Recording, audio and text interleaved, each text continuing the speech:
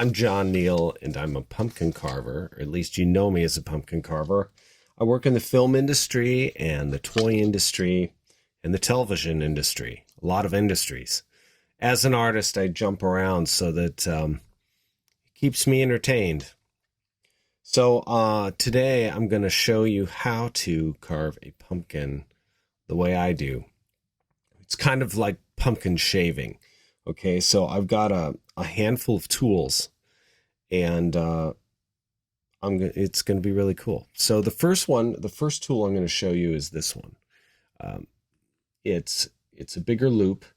I've actually put Propoxy on the end of it because I use it so much it'll end up pulling away from the wood and out of the stem. And so with the Propoxy on there, it keeps it in place. Another favorite of mine is this one. You have two ends. You've got that little square end and the round one. Now you'll notice a theme on these tools is there's a lot of curves, and they go down in size. I really like working in something like this too. This comes in handy when I'm working on the form. I also have some handmade tools. These are pretty much similar. They're rakes. And what a rake is it's like a saw blade, and on one side there's just a very tiny little edge. And it allows me to be able to work over the shape of the pumpkin as I'm carving. I have another one of these tools, and you'll see there's a difference in the size. So there's a bigger loop and a smaller loop. And the same thing with this. Now, I have a handful of tools that I like to use, so I'm just going to kind of run through them. I like X-Acto knives. This is with a number 11 blade. I'm also a big fan of this tool right here. I know it's really hard to see, but it is like a little triangle tool. There's a little piece of pumpkin stuck in there. A toothbrush. This isn't for brushing your teeth anymore. It's for actually cleaning out little nooks and crannies on your pumpkin.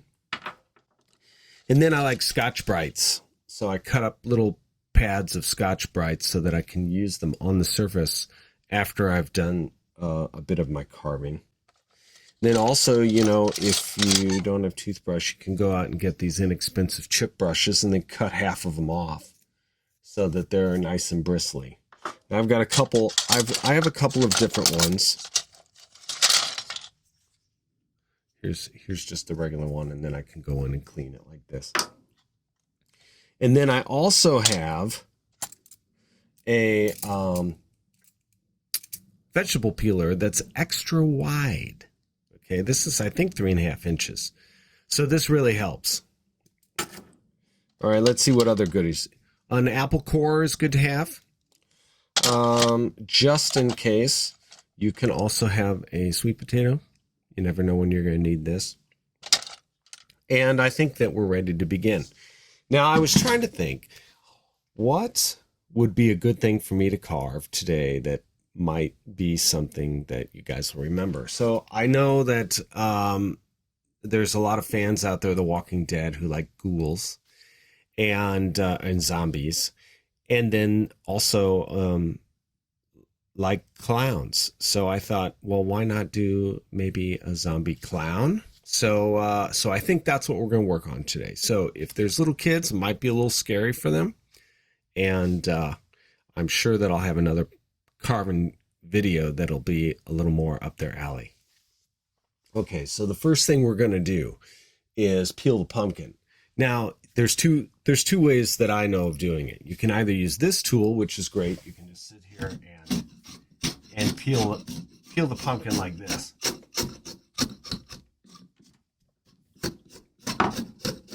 And that's fine. That's fine. It makes a big mess, but it's a lot of fun to do. Sometimes it'll be so thick, though, that it'll be really hard on the tool. And you'll know when you start peeling if it's going to work out well. So you can use like a vegetable peeler. Now, I probably don't want to have my hand underneath the tool as I'm pulling through, because the worst thing that would happen is if I peel it across my hand, and and then the fun is over, at least for a while. So get your hand out of the way, and you can peel the surface. Now, I've found over time, if you end up really loving this and you're carving a lot, that it's hard on your hands and gets your forearms tired and everything. So you want to just try and conserve your energy. Like, I don't want to do a lot of pushing like this. I want to just pull. And the other thing too is watch the way that I'm raking this. Like, I'm almost just laying it flat as I'm going. See that? Well, I am laying it flat. And also, see this? Watch this. So go like this, and you'll start seeing these like ripples like this. That's not what I want. So I need to go back and forth. You know, kind of like think of like doing an X. So you might see in the background there, off to the side, I've got a mirror. Now that's just not for checking my hair. I don't have much left. For doing an expression and looking at that expression and trying to capture that into the pumpkin. Now this is a fresh pumpkin. As you can see, the stem is nice and green. It was just picked yesterday. I don't even think it knows it's out of the pumpkin patch yet. So I can peel with this one. I can also peel with this one. It's a little smaller, and it works well. Now think about tools. Like, you're gonna get some tools, and if you don't like the way the edge is shaving, you can take a fingernail file and just file that edge a little bit until you feel like it's a little sharper, and then try it on the pumpkin and see if it's carving a little better. Now, one cool thing about this pumpkin is you can see, I'm just going to pull it down. You'll see that it's pinched. And what this means is that this pumpkin is probably about the thickness of the stem all the way across here. And a lot of that is just pushed right into here, which makes the reason why I picked the front. I mean, there's a lot of different expressions that I could have used and picked the different sides. But I think what I want is kind of a skinnier face. So I'm going to use this pinched area right here. And that's just what we're going to do.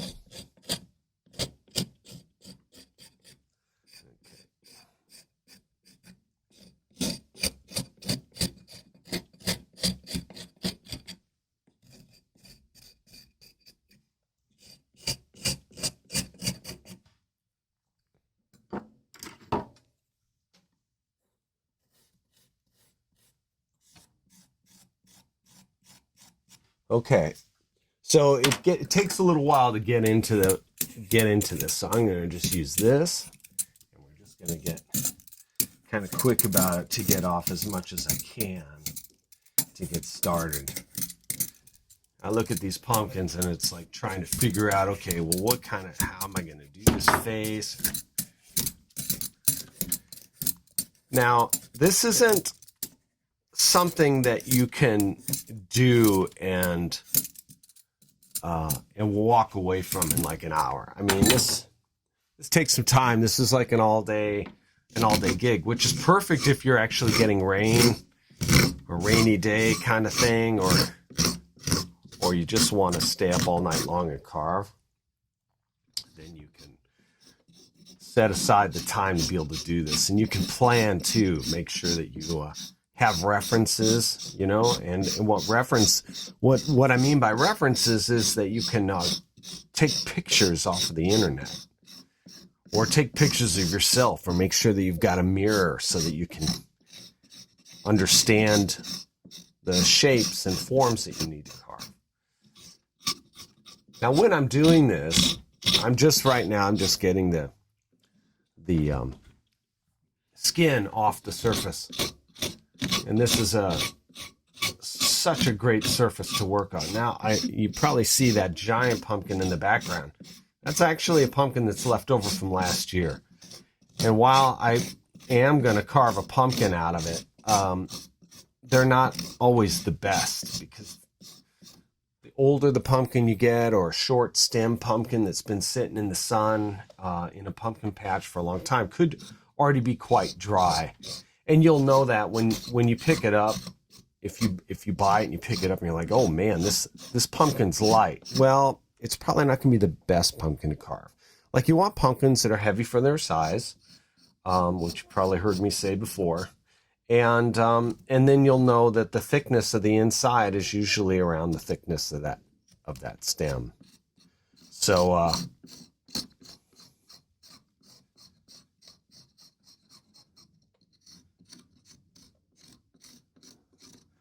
like, I really want to see, like, I want to make some teeth, and maybe we'll have it mouth open, and we'll have them kind of distressed looking. Now, on the off season, what you can do is, or hold on, I'm going to just change a little thing. It's going to change something here.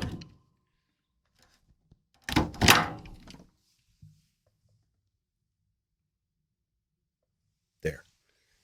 I don't want bumps so much. Okay, so what I was saying is,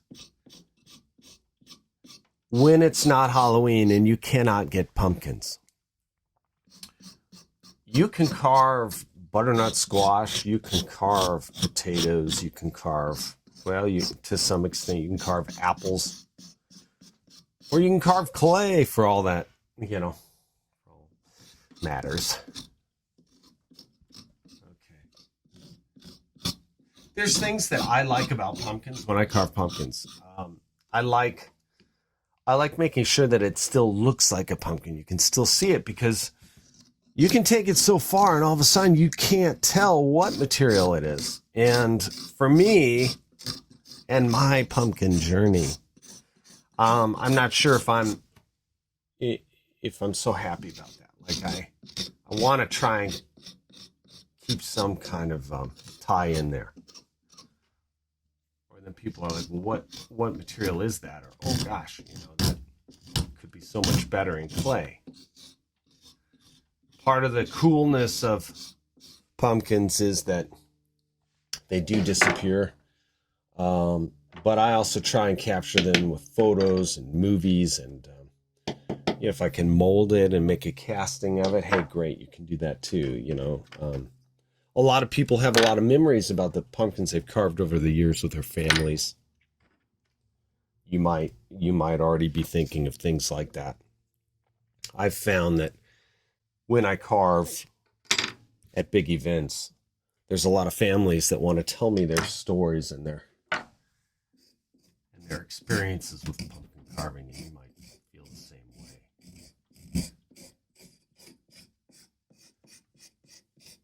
So, looking at the front here, and I'm already seeing that we got something going on. I can just turn it a little bit like this. It's a little flat here, but that's okay. I'm sure something will happen on this side. See, I tried to use the flat piece, but I needed it slightly curved, because this is kind of a concave shape that goes back in here. So I'm just going to push it back. There's a nice crease, so maybe something will be happening here. Fleshy. So what I'm going to try and do is, when I'm making this, I'm going to think about pumpkin anatomy. What do I mean by that? Well, you're trying to make it look slightly humanoid when you're doing a face. So you've got to look at the anatomy of a person and then figure out how that actually works with pumpkin. And that's kind of the fun part. So I'll help you through that a little bit. All right. So if you're carving, or if you haven't carved, then get your materials ready. And now we're about ready to begin. Okay. So put this on pause, go get your stuff, come back, and we'll be good to go. All right. Okay. So, now we're back, and I'm going to look at this. I'm looking at my face, and I see that my eyes are like, well, not quite in the middle of my head, but pretty close. I mean, if I was carving that pumpkin over there, you know, we were looking at the eyeliner out about there. So this guy, I'm going to probably drop him right in here. Okay. Now he's also kind of scrunched to the side a little bit, and this kind of cheek thing we're going to try and play up. And so anyway, the first thing you can do is you can either take this triangle tool here or this tool, and then we can sketch it in. All right. So since that face kind of squashed, I'm going to look and use a mirror so that I can kind of see what I want to do. So I'm kind of gonna be like, ah. So I'm gonna just draw it on there is what I'm doing. Just kind of like making like a V shape. Now, what we're doing is we're just kind of going into the initial forms here. So I'm gonna want to bring the forehead in at the bridge of the nose right here. Dip that in. And then I'm also going to want to just start taking an area in. So, but that kind of gave me an idea where the eyes are going to be.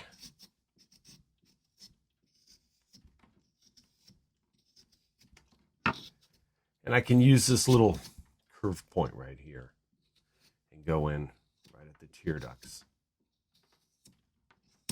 And again, like, hey, don't expect this to look like anything great, especially for a long time.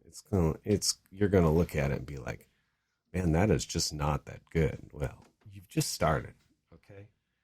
And it's like building a house or something, you know? I mean, it's like you're gonna lay the foundation in and look at it, and it's like, yeah, you laid the foundation in. That's not ready to move in, you know? So anyway.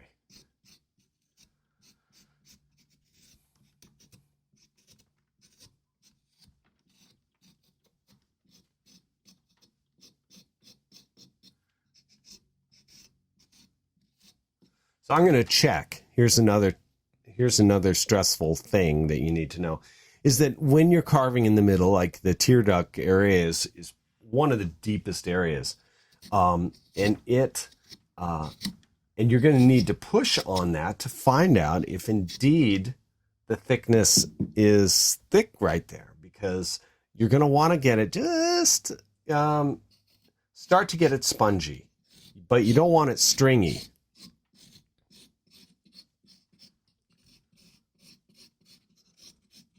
So what I'm doing right now is I'm doing eye sockets like on a skeleton. And you can kind of see, like on my eye here, you follow around, you can kind of see where the light will hit.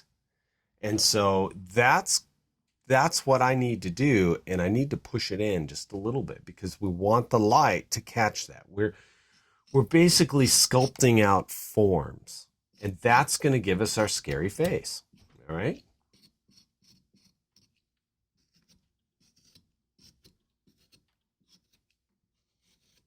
So I'm just going to take this in a little more. Now, the other great thing is that we can actually attach pumpkin to pumpkin. And there's a way to do that. You can actually use super glue, okay? And toothpicks. And fit your pieces on there. And chances are I'm going to have to stick a nose on this to make it pop out. Now, I don't take the seeds out, and it's not necessary to. You can just leave them in. And if the mouth is closed when you're carving, then even better. You can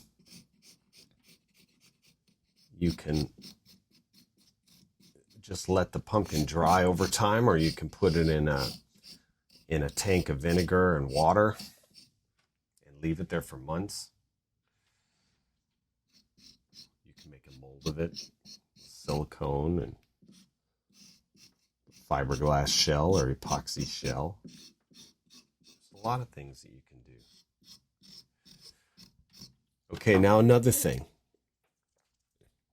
If you were to take your nose off your face, you'd see that this part of your face is in really quite far, right?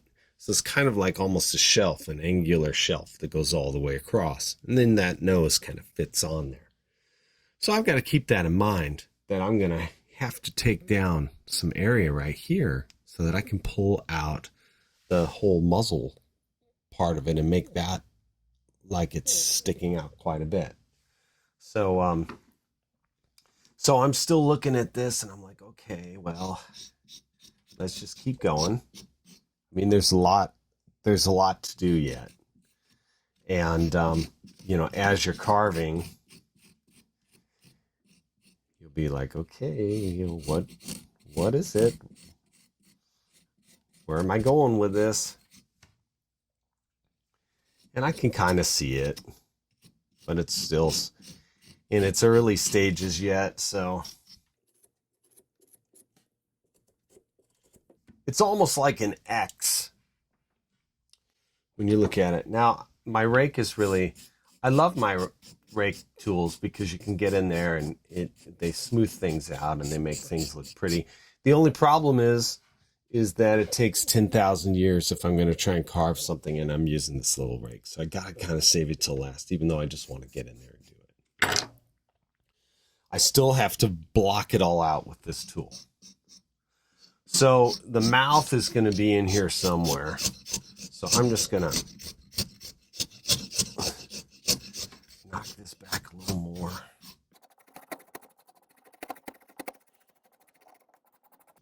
Bring it in. Right by your temples, it really comes in. You've actually got like this bone that runs along the side. And but on this side of the head, which is the squash part of the head, we don't really have that. So I've got to try and like push the face in right there. I don't really know what this is going to look like because it's not, you know, the pumpkin is very asymmetrical. So I'm going to make the head kind of crazy and just see what I can make work.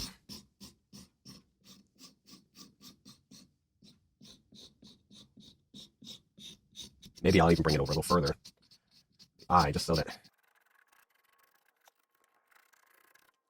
can go in so far on that side. I'm just kind of like looking at this and thinking, gosh, you know, this is so deep that I just, my clown nose. I have to remember that I want like a ball on the end of that nose. So I'm not really sure if I'm going to glue a piece on that's going to be a human nose and then I'm going to put a little ball, or if I'm going to put a bigger ball on here. So I'm just going to take it by ear and we'll go find out what happens here.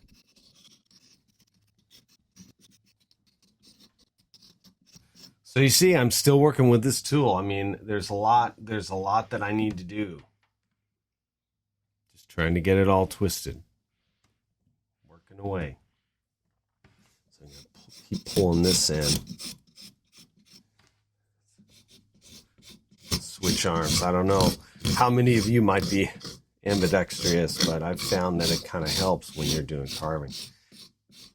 Now, I talked about doing the Xing part, but I don't really mind it so much.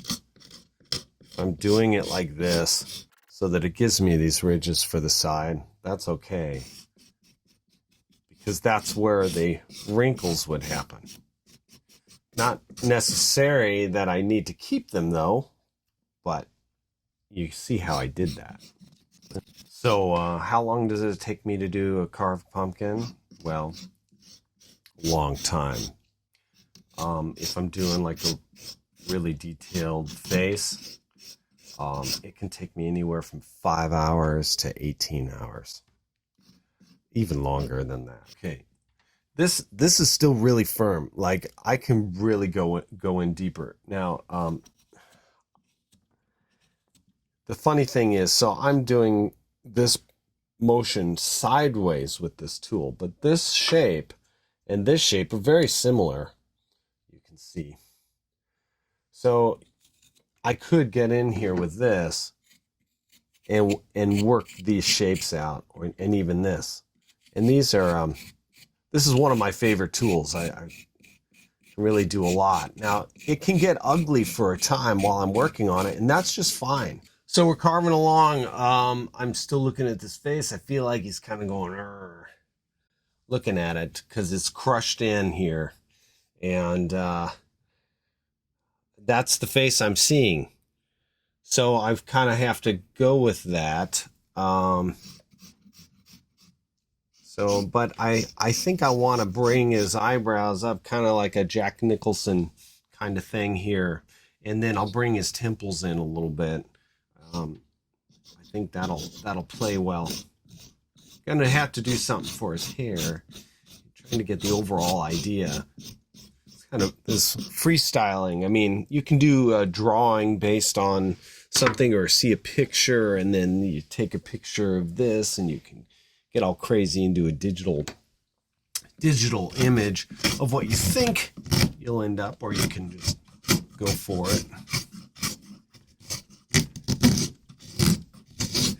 I'm just bringing in this side, this temple area, because like I look at this edge here, it's very similar to this edge, and then that helps with the forehead.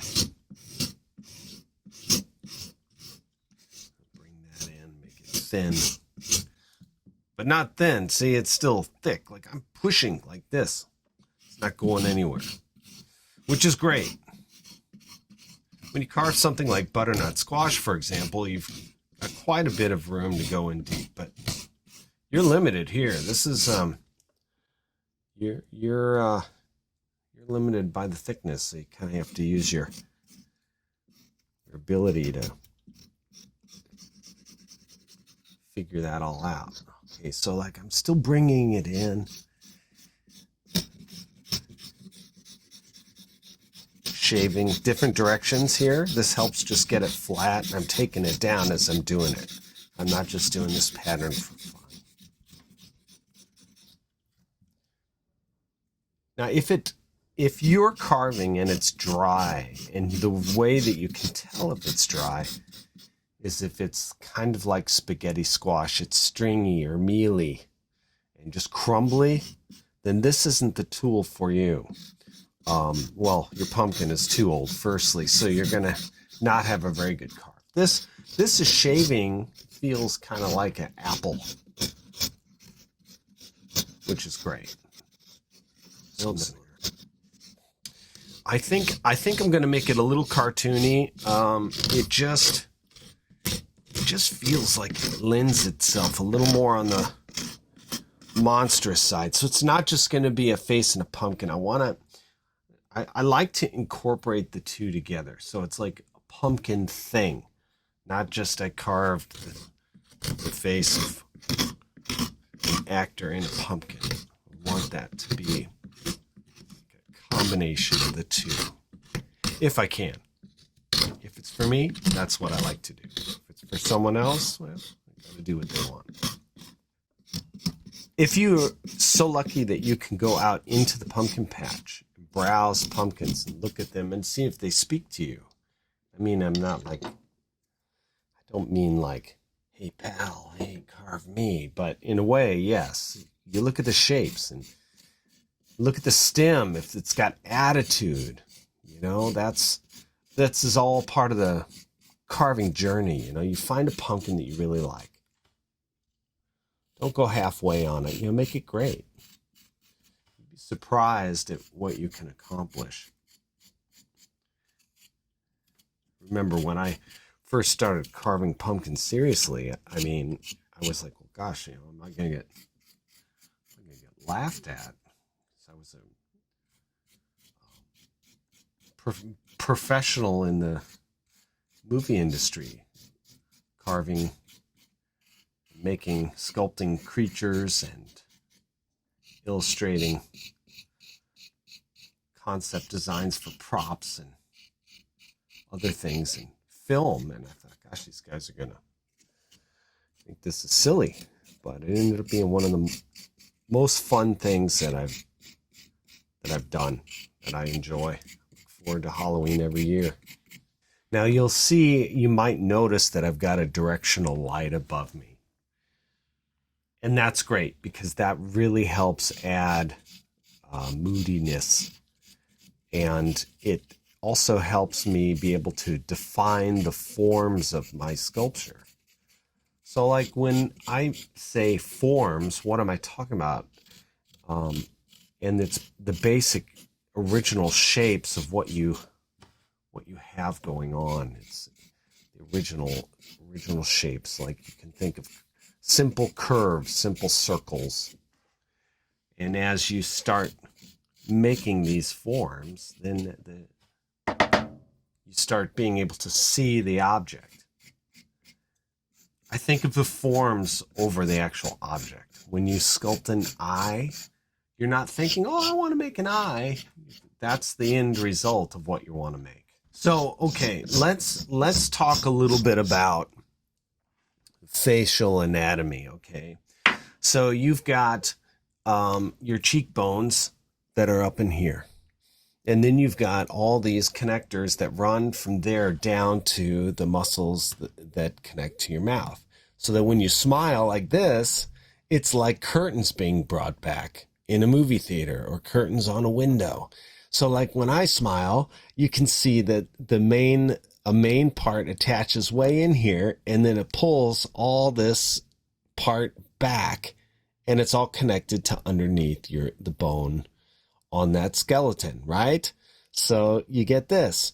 Now, a lot can happen in there. Older people have thinner skin, so you might have more wrinkles. And you can have a lot of fun with that. Usually the area that's getting pulled the most is going to have the darkest darks. Okay, so that is an area that is creating tension.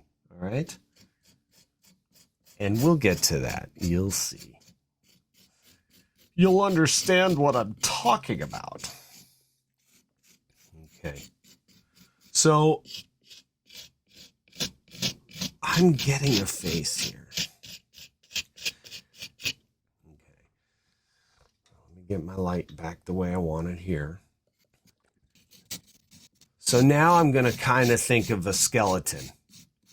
So you can see I'm just bringing it in. I'm going to make it a little thinner right here. I don't want to make it too thin right there because I want to bunch up whatever I can right in here. So I can still push that in a little. So now hopefully you've got a mirror so that you can sit there and smile and kind of see where your skin folds, and then you can push areas in accordingly. Important thing. You're getting tired and you want to take a break, and you know that you've got a long way ahead before you get done. Have yourself a spray bottle, okay? So what you can do is you can continually spray the surface of your pumpkin like this. This keeps it fresh. Now, if you don't do this and you let it dry, it's going to get real rubbery and it's going to break when you carve it, and the surface is going to change. It's not going to have this magical shaving thing anymore. You'll have to like soak it in water. If you want to carve this over the course of a few days, then you're going to want to put a wet towel on it, maybe wrap it with some saran wrap, and that'll really help. Going at it a little slow like. I'm going to see if I can't pick up the pace a little bit. I like sculpting at a certain size. I even sculpt a lot larger than this. So this is a little smaller than I'm used to, but that's just fine because it might allow me to actually get a lot more detail in if I work a little smaller. Okay. So now I'm just kind of working to try and get that eyeball shape. And again, it's pretty rough. It looks very chunky, and that's fine. That's just the way it should be. Now I can really get in there deeply. So let's just gonna see how far. Now I'm going in on on the corner, you can see even on my eye right here, this is like a deep little corner. So that's kind of what I'm working on here. Have you ever heard of keyframes? Keyframes are used in animation, probably other things, but that I'm not aware of as well. They're usually like the key points of action, or in an expression, it's like a key expression. They're like the most extreme of an expression. And that's something to keep in mind when you're doing a sculpture. Now with a pumpkin, part of the sculpting is already done, and now I'm just trying to bring him alive by removing the parts that aren't supposed to be here.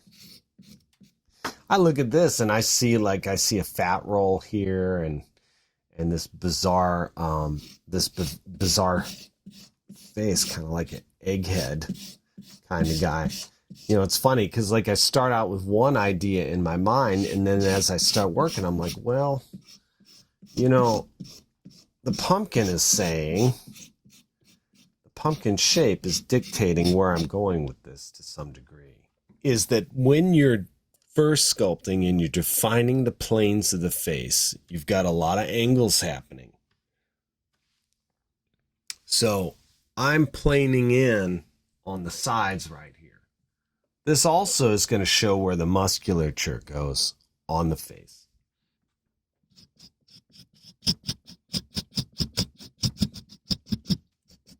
I think when you start, and it's what I'm trying to say. Let's try this again.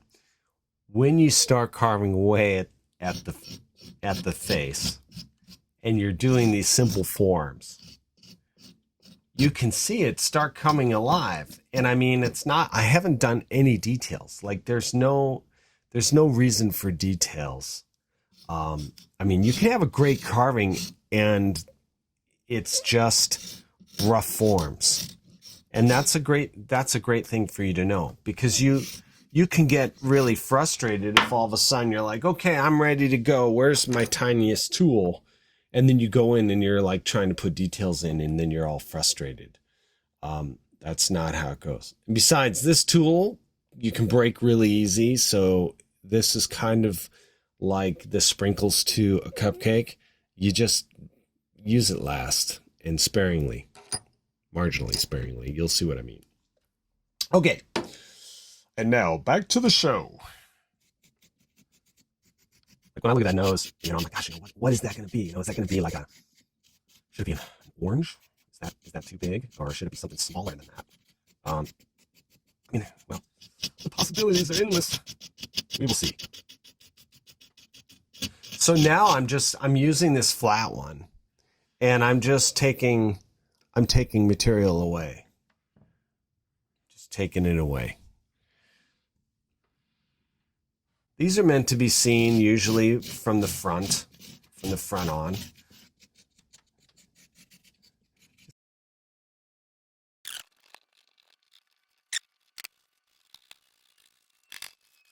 See in the corner here, when something smiles, it's going to get tighter.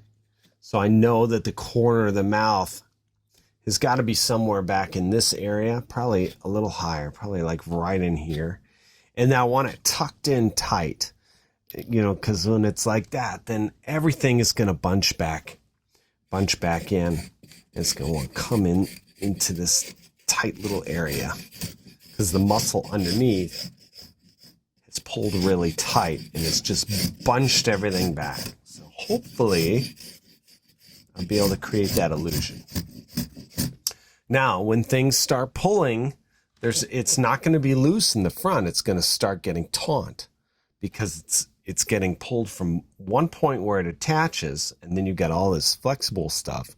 And then when this contracts, it's going to pull that tight. Okay. So now what I'm doing is I'm making this plane kind of flat. And again, you see how I've got my tool? I'm not trying to cut slices here. I'm basically shaving, and I've got the tool laid down.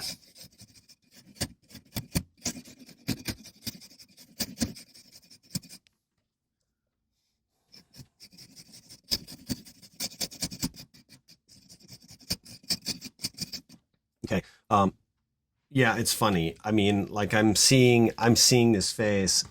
There's still a piece here. I can get in here maybe and take a shortcut. I don't always recommend this because shaving it to getting it to the right spot is important. But if you're in a hurry too, you can also just take some knives. This is a Thai fruit carving knife made by a company called Com. You may also recognize this as one of Freddy Krueger's fingers. In any case, it's a really sharp. It can be a really sharp knife. This used to be a really sharp knife. I've tried to sharpen it many times. I've even used it on a buffing wheel and other things. Okay, so all right. We'll just cut it back to about there. That's a quick way of getting rid of some material, but again, you got to be careful because you could end up putting a slice in an area that you ultimately want to keep.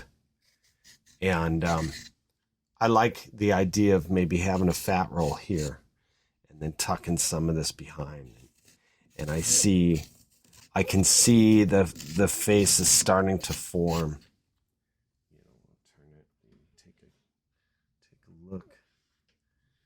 I know it looks a little flat from this angle, but from these other angles, I know you can see it. And you will see the transformation. It's going to be marvelous.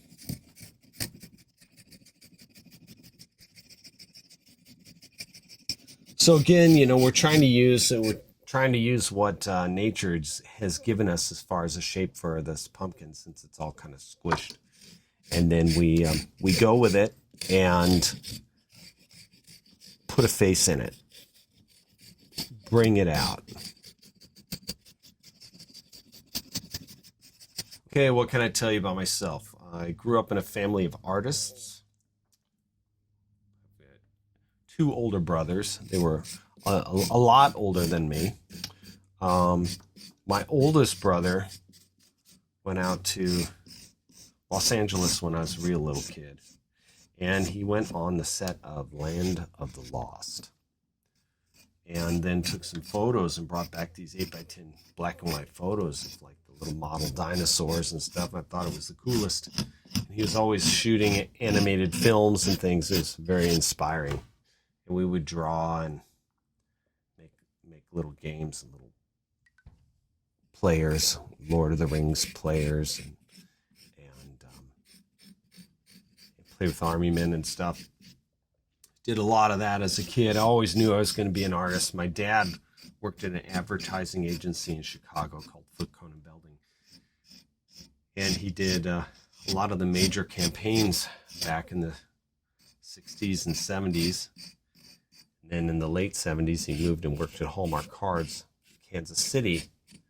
And then I ended up freelancing, doing ad slicks for them while I was still in high school, along with my oldest brother.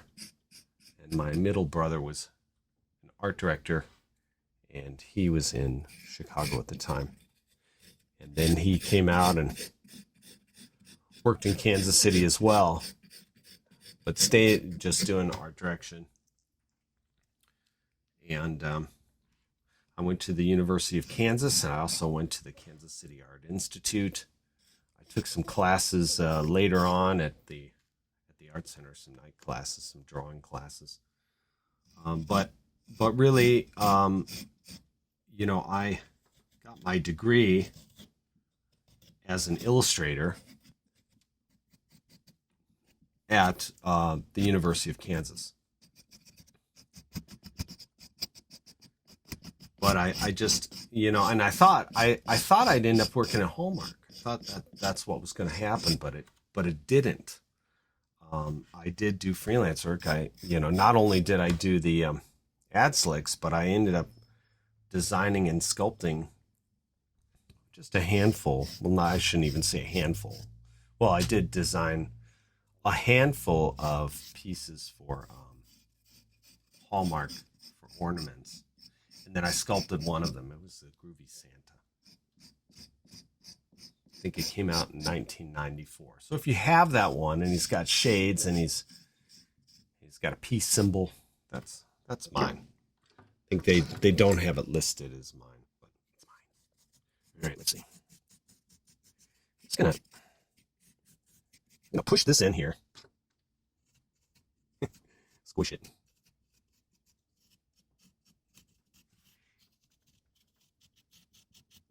Okay, how soft? No, I can still go deeper there. Yeah, I know. Exciting. Okay, let's see.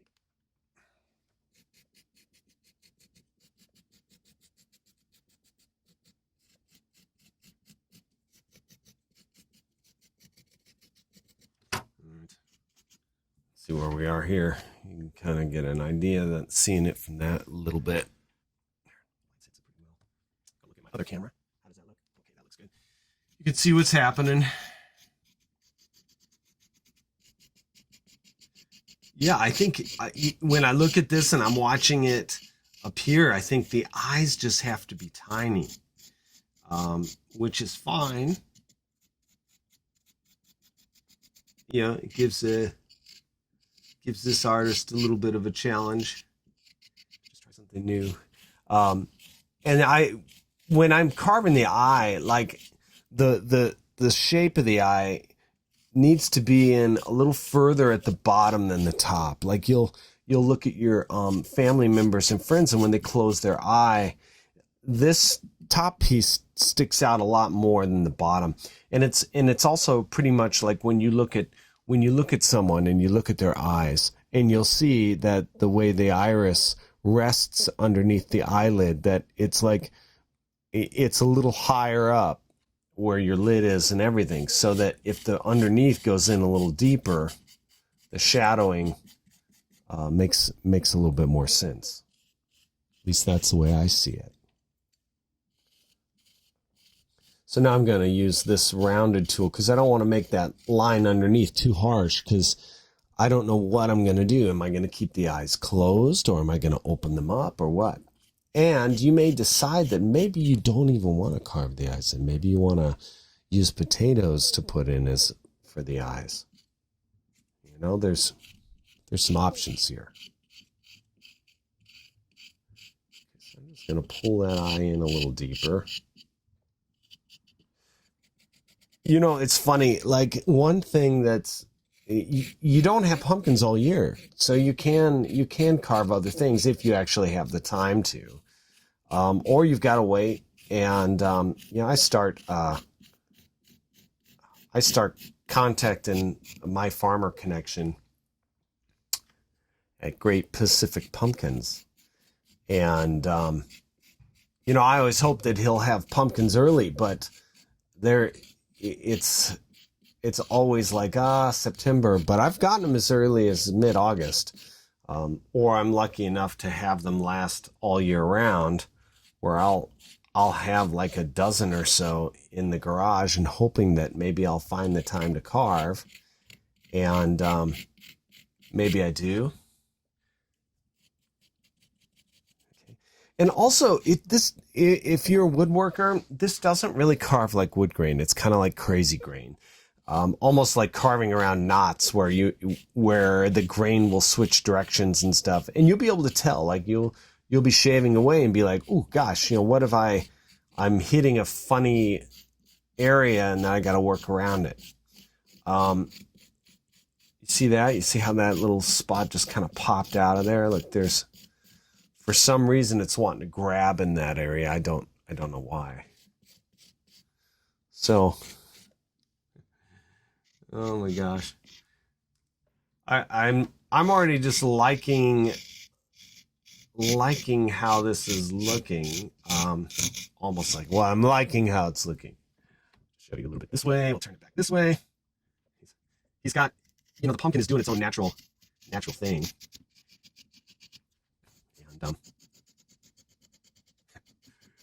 And and you just have to remember that you know about what I said with when you're pulling skin, and when something smiles, then it bunches in the back and it gets straighter in the front. And you keep these principles in mind. The other thing is gravity. So if you're wanting your skin to look like it's getting saggy, you can always make sure that it droops. Kind of like think of, well, if you were to take fabric and you hang real thin fabric, you can see that it would kind of bunch up at the bottom. So you want to keep that in mind for when you're actually working this stuff. My original thought was maybe I would do the teeth out of potatoes.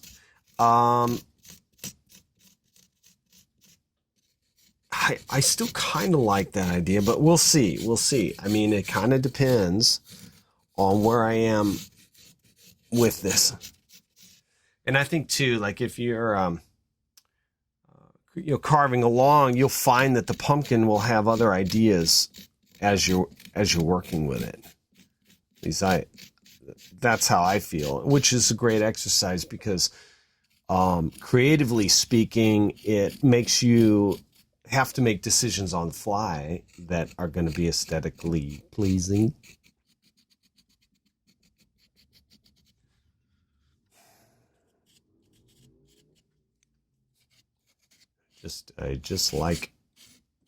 I like the process. What can I say? I like carving. I like this bizarre face that's happening here. You know, I picture these teeth in here. What those even look like. I don't want to take that lip away. That lip is kind of formed by these bunches, and that's another thing. It's like you don't have to have it be 100% human. I mean, it can be like this is like a pumpkin creature, humanoid, whatever. So, all right, here's a creepy little story. I was It's one of the first times that I went out to get pumpkins at the Great Pacific Pumpkin Patch up in Oxnard, California. And can't recall if it was cloudy out, but it is about an hour north of suburbia, where they actually have fields in a different temperature. It's a little cooler. It's pretty. It's a farmland up there, and the fields are right near train tracks, which is fine. The train tracks that takes the train all the way into downtown Los Angeles. Well, on the other side of the train tracks that sits up a bit higher is a graveyard. And this one year, the patch moves around in the field every year. And this one year, the patch was real close to the train tracks that were over near the graveyard. And I noticed that the level, there was like a retaining wall. And I figured that maybe if you were to be able to look into the graveyard, the caskets might just be above ground, kind of like in New Orleans or something. And it was a thought that crossed my mind and kind of freaked me out a little bit. Well, I got my pumpkins, which were near the tracks, and I went home. And my wife was teaching I think a card making class. And so we this is pre-COVID, 10 years ago. And we were having the class in the house. And so I moved the pumpkins because I only had like four at the time. I had to move them in to get them out of the way quickly, and I put them by my bed. Well, that night, I had the scariest dream about scary ghosts and the pumpkins being haunted. And I woke up in the middle of the night, and I had to move them out of the room because they spooked me so badly. So I don't know if there's anything to that or not, or if it was just that when I was thought about that thing at the, when I had seen and had that thought about the graveyard where the pumpkins were. Yeah, that was quite a thing. All right, so he's coming along. You can start seeing him. And just going to keep modeling out that face. I'm letting the pumpkin be more the shape than really controlling this. But I think when it's all going to come together just how I'm hoping it to.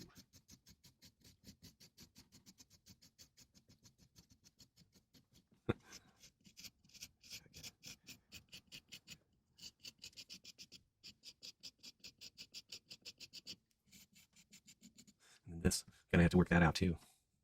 This will bring that in a little more. Because, like, even if I'm going to carve the teeth, like, I would want this solid section anyway further back, because you want a lip here. You want to be able to curve it down. And so I've tried to straighten it first. That's the first thing you want to do, because you got to create that tension that there's like something happening and it's wrapped here. So this edge needs to be straight. It doesn't need to be straight through here, you know, because your lip is going to stay, you know, curved across. But this area you want mostly straight and in there, tucked in. So I can even take it in there deeper, which I think will help. I'll use my ComCom knife. Not the easiest things to get. Like the ones that have the brown handle, they're better than the ones that have the plastic handle. It's just the quality of the blade. Once those things get dull, they're just the plastic ones. You can't really get a good blade on it again. Look, see, I can't really even push that in yet, which is great. So, I mean, even if I got in here with this. So, like, if it gets a little mealy or it's breaking or whatever and I can't use the tools, a rake can really carve out those areas nicely. You can see. And the whole thing is it's just those little teeth. And, I mean, when I say little, it's like a 64th of an inch.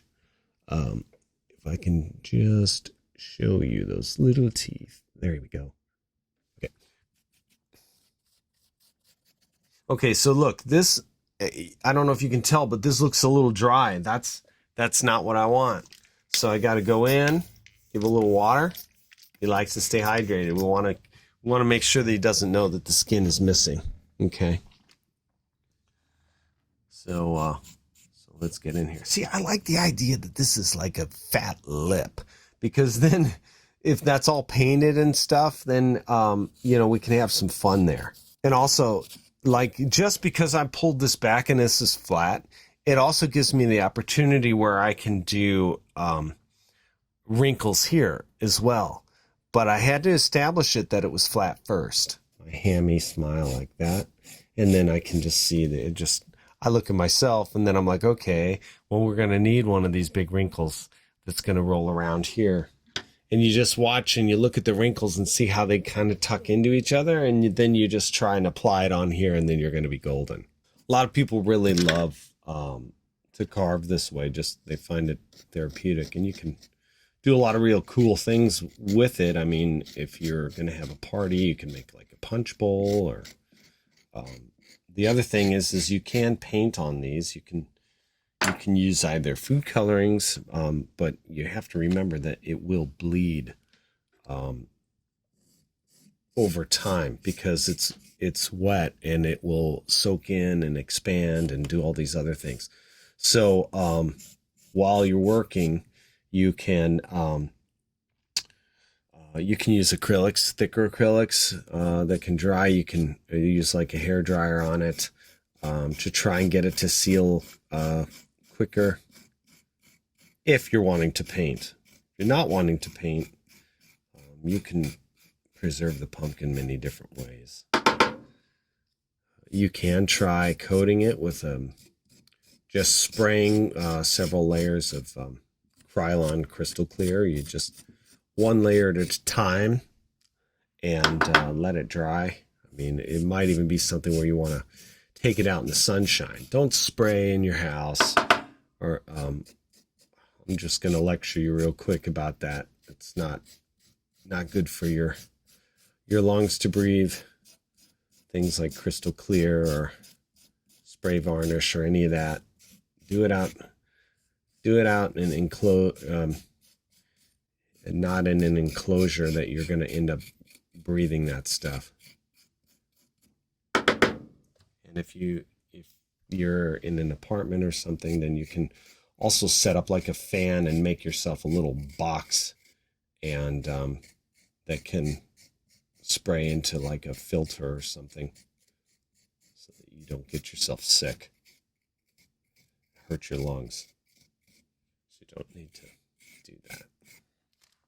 Okay, so all right, so now it's getting somewhere. Now, when you smile, the shape changes.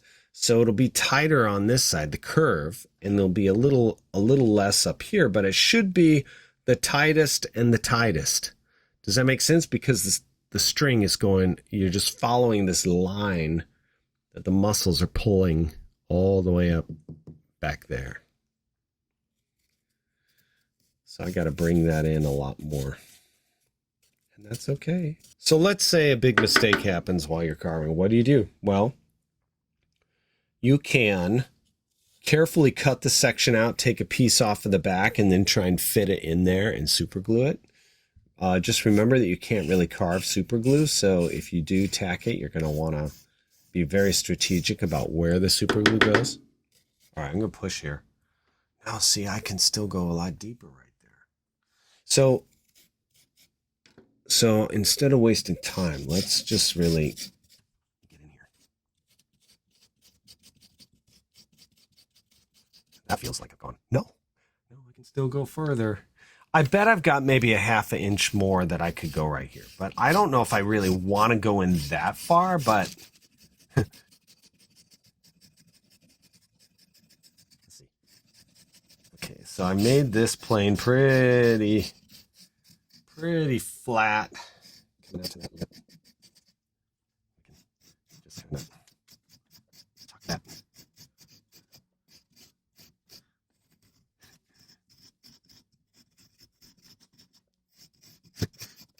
You guys ever seen Killer Clowns from Outer Space? Wonderful designs by the Chiodo brothers.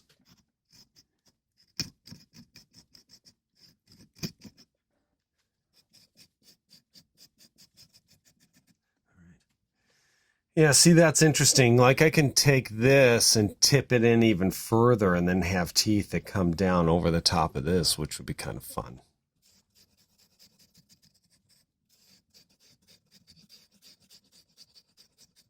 Okay, let's feel it. All right. That's still pretty rigid, but I have a feeling that it's a little thinner than I'm thinking. Okay. So now I've got this. So I can take this tool and just go in and carve.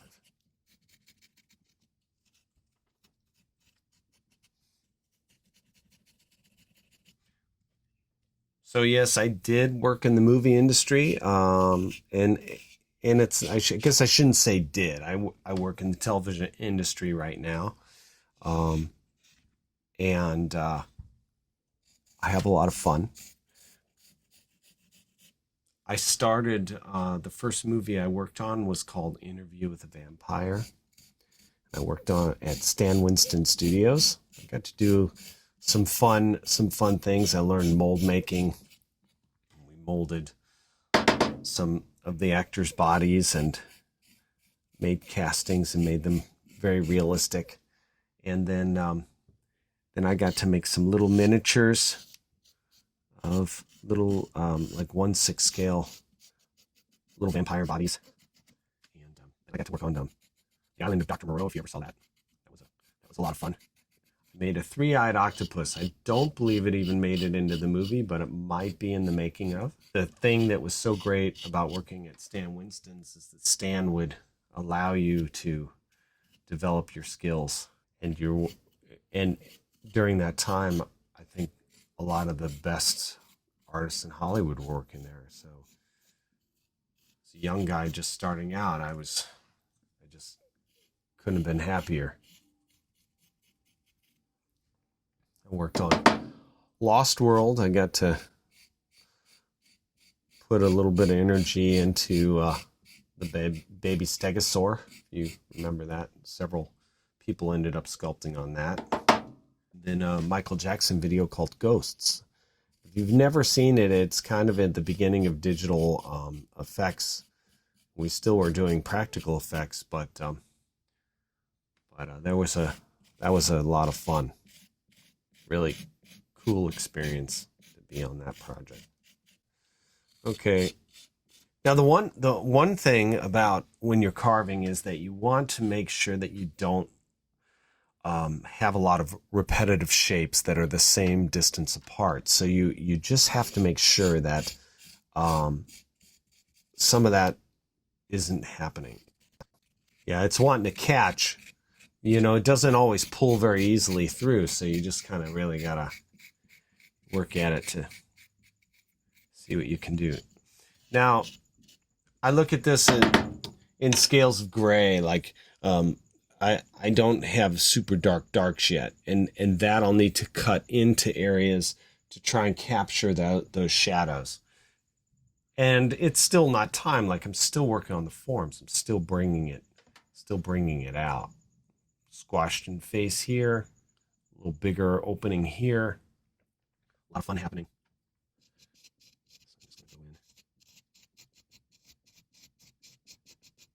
And again, you know, you get tired and you want to take a break. Just get a wet washcloth, throw it over the top.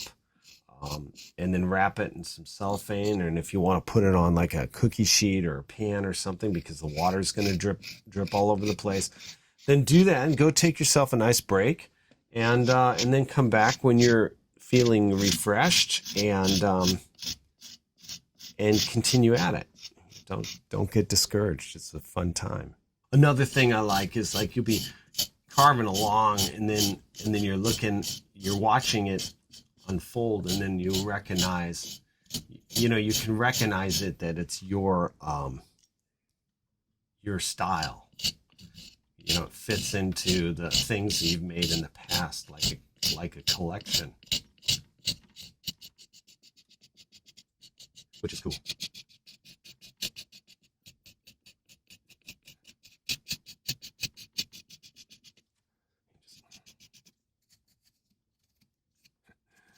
So again, I'm digging in at the corners of the eyes, just trying to figure out that eye socket here.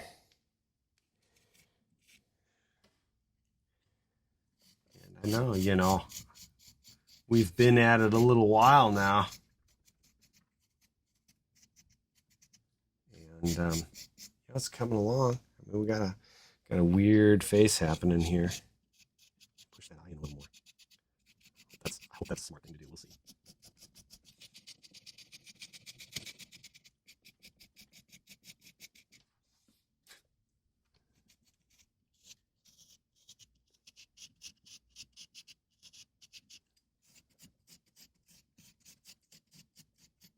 So, there's some great artists that work on Walking Dead that have done some makeups.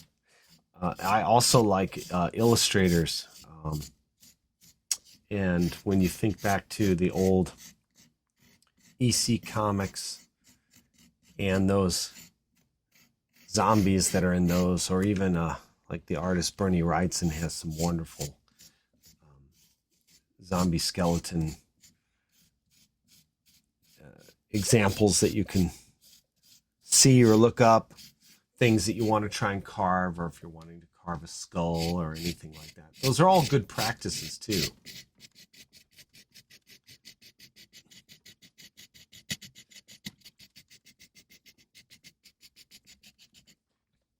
Oh, this is fun. I hope yours is turning out well at home. Yeah, let's see.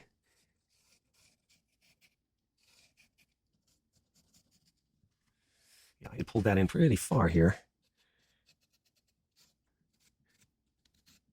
I'm going to go in deep in here. I got to tuck it in and then bring this lip out. So I got to be real careful about that. So I'm kind of thinking that maybe I'm going to use, the other thing too is when you're working, eventually you're going to want to make these shapes, these forms, smooth.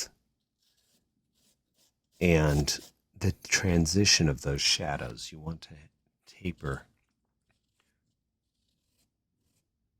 So I'm just like, I don't know if you can tell the angle that I'm putting it in, but I'm trying to get it deep and then fan it out as it goes. So you can see the curve is tighter up inside and it kind of fans out. And I haven't even used a knife yet to really cut those curves, which I suppose that I could. Great time to show you a little bit about doing the part right in the forehead here. So I'm going to kind of frown and look at the way that the mirror shows what happens on my head. So everything bunches together. So I'm going to have a line. And also you get the angry things. But if I bring up my eyebrows, then I'm going to do, and of course on this one, I want it really extreme, almost like Vulcan, which is way, way higher than what I would normally